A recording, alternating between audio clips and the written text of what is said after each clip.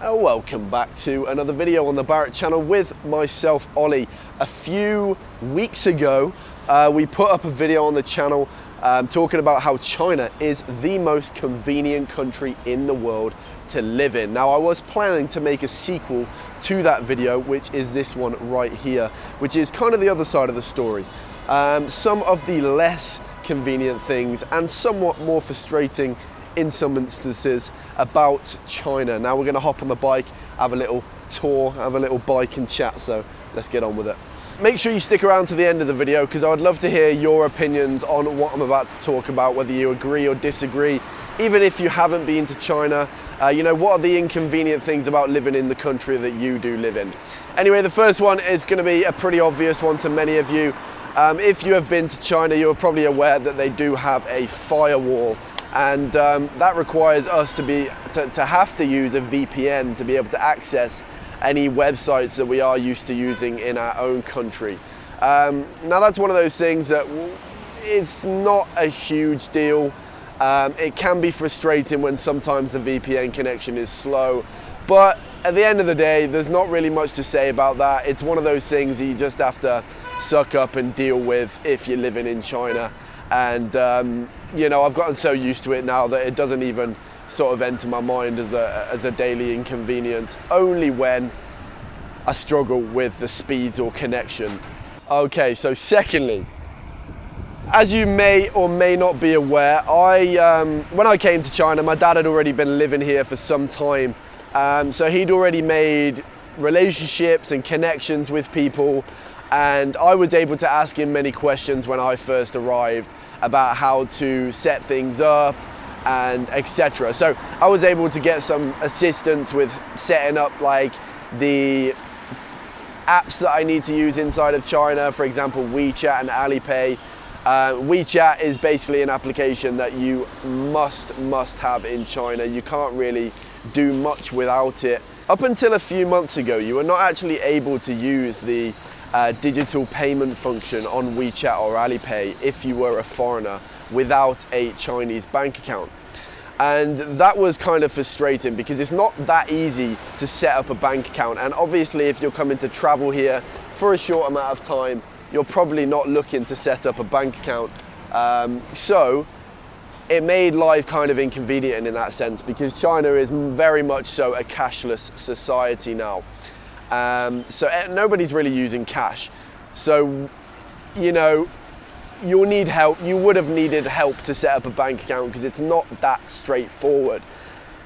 You know, if you go to other Southeast Asian countries, for example, Vietnam or Thailand, these places are so reliant on tourism that it's kind of geared up for foreigners arriving to travel there. So a lot of the people in the service industry speak English. It's a cash society, so it's not a problem to just use cash anywhere you are.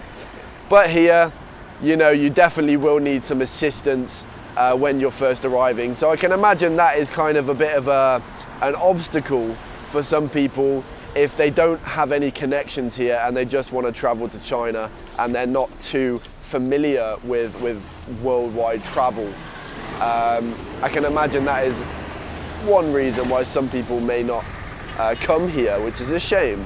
But as I said, recently there's been a fantastic update where you are actually now able to connect a foreign bank account card to WeChat and Alipay to be able to use that even if you're just traveling here for a short amount of time. So that's a really good improvement.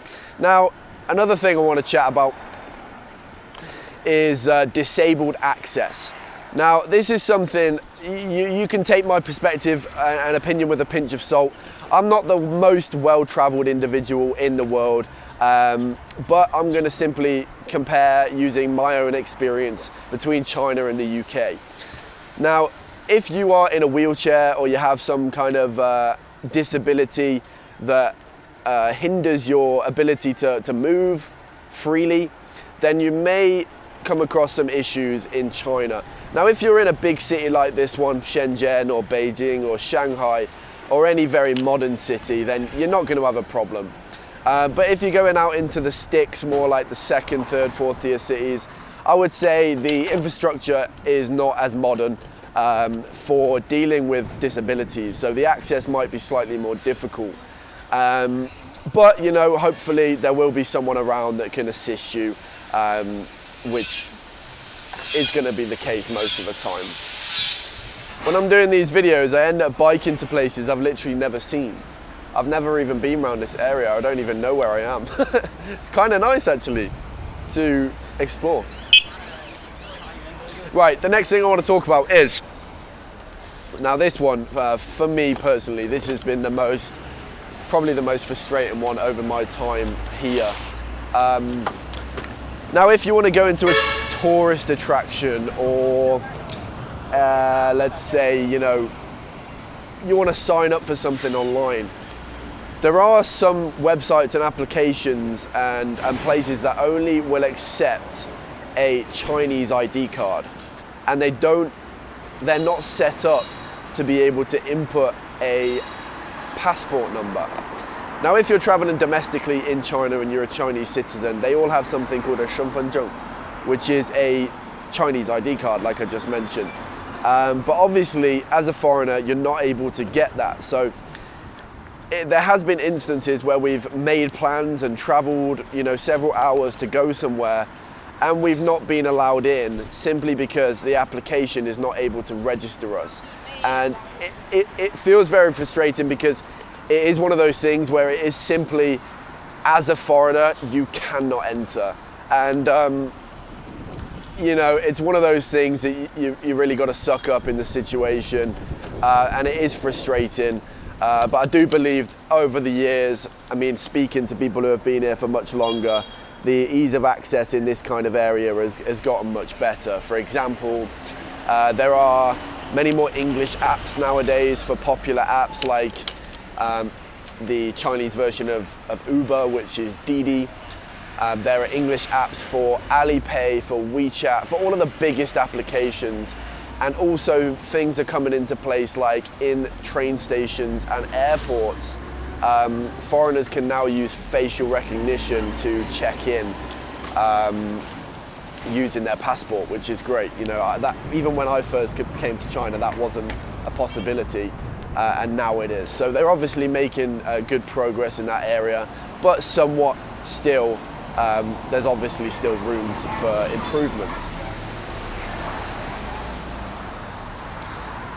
Kind of on the same note, that is similar with hotels. Now, there is a few English apps for hotels here in China, and if you do book through one of those apps, most likely you're not going to have a problem. But I have been found on several occasions to have been in a more rural area of China, and they've not been, whether it's they don't have the license or something like that, to be able to register foreigners. So I've been turned away from a couple of hotels during my time here because they're not able to accept foreigners.